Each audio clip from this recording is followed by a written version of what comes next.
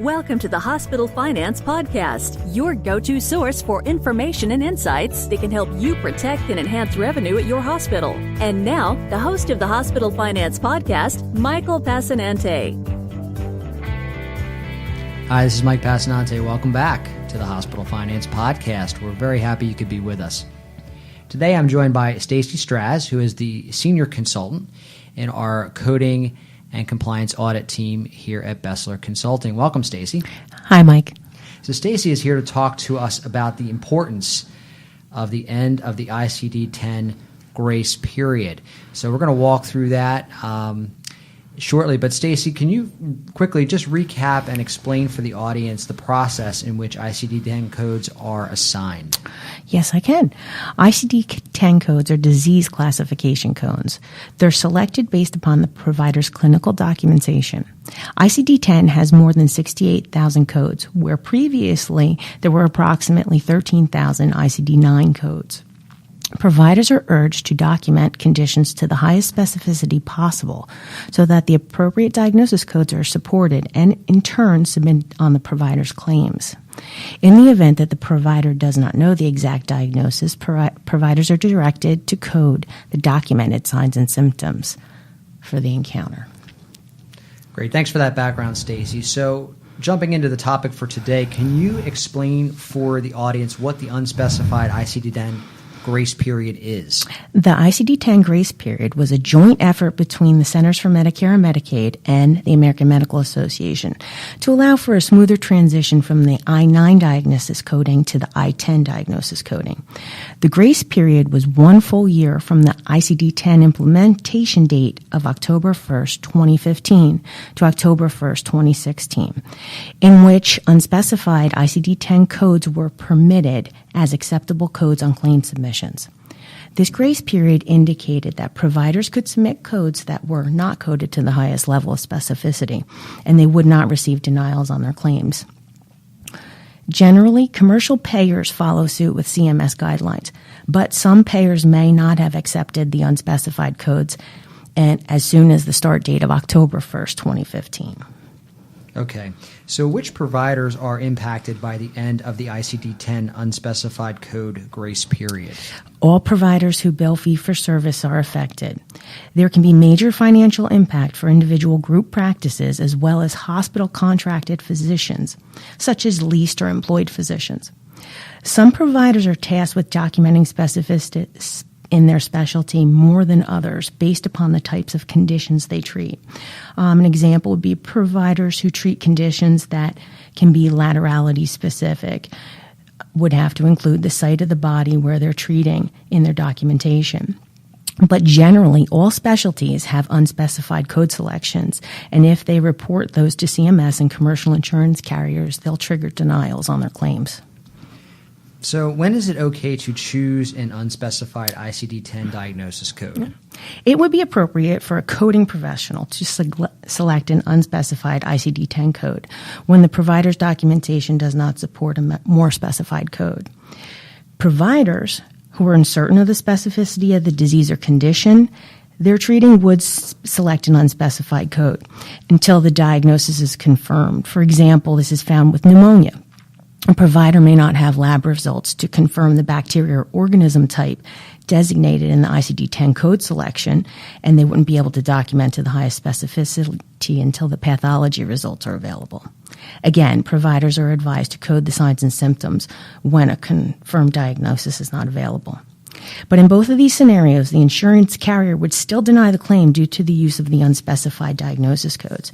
So coding professionals are urged to query providers for more specific diagnoses. Providers may have to wait to submit their claims until they have a confirmed diagnosis. If that's not an option, code the signs and symptoms until pathology or diagnostic workups confirm a more specific diagnosis in order to avoid claim denials.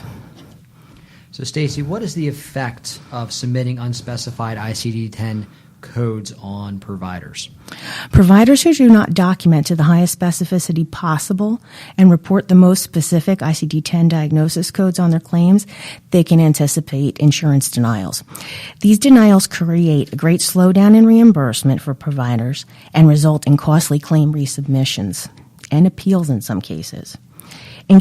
Insurance carriers may view these submissions of unspecified codes after October 1st, 2016 as red flags as well, and order the provider's documentation and coding, again resulting in a loss of time and the use of office staff resources. Audits can result in sanctions and possible recoupments. Stacey, can coding professionals assign specified ICD-10 diagnosis codes when the provider has not indicated the specificity in order to get claims paid? No, it would not be appropriate to choose specified codes that are not supported in the provider's documentation. Coding professionals who are assigning codes for providers are directed to choose and report unspecified codes in the absence of documentations which support more specified codes. As I stated earlier, coders should be directed to query the provider rather than select a specified code that's not documented. In the case where the provider is queried for more specific documentation, the provider would want to make an addendum to their documentation to support the highest level of specificity for the diagnoses. Coders who assign codes that are not supported in the documentation create a compliance risk, and in the event that those records were audited, an insurance carrier may recoup money from that provider. So what indicates an ICD-10 as unspecified? Unspecified ICD-10 codes typically end with a numeric digit 9, and they have a bold notation in the ICD-10 code book as being unspecified. Stacey, how can providers transition from reporting unspecified ICD-10 codes to more specified codes? As with the inception of the ICD-10, providers were encouraged to make a list of their most frequently used ICD-9 codes, crosswalk those codes over, and convert them into I-10 diagnosis codes. Now a good practice would be to list the most utilized unspecified diagnosis codes and research the higher specificity ICD-10 codes available in that code set. Also, providers and coding staff can familiarize themselves with the chapter-specific coding guidelines in the front of each chapter in the ICD-10 coding book. These guidelines offer explanations, list site and laterality designations, and advise on sequencing priority. Using outside consultants with experience in proper documentation guidelines and ICD-10 proficiency can often save providers time and money in the long run by educating themselves and the staff on the specific guidelines. Having provider-specific education that stresses the importance of these points is crucial. Providers can utilize consultants to ensure clean claim submission, eliminate costly denials, and keep a steady revenue flow. Stacey, my last question for you. What can healthcare professionals do to avoid claim denials due to the submission of unspecified ICD-10 diagnosis codes?